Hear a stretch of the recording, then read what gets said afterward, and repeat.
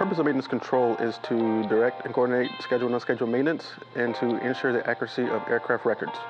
So basically what that means is we track all the high time components, any kind of component that's tracked on the aircraft to ensure that the pilots are flying safely.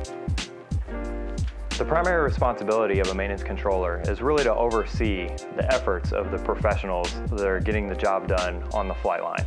Your individual work center supervisors and technicians will often be operating at a 5,000 to 10,000 foot field of view, whereas your maintenance controller should be operating a little bit higher, so they've got the bigger picture, somewhere around 30,000 feet.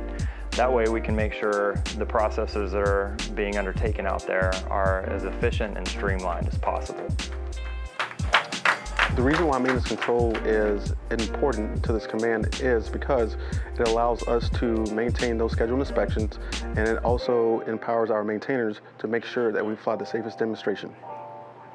The key to a really effective maintenance control honestly comes from the individual components, and I'm talking about the power plants, airframers, AVI, my life support technicians. Without such superstars working in those individual work centers, it'd be very difficult to keep these aged airframes to the tip-top condition we need them in to execute our mission here.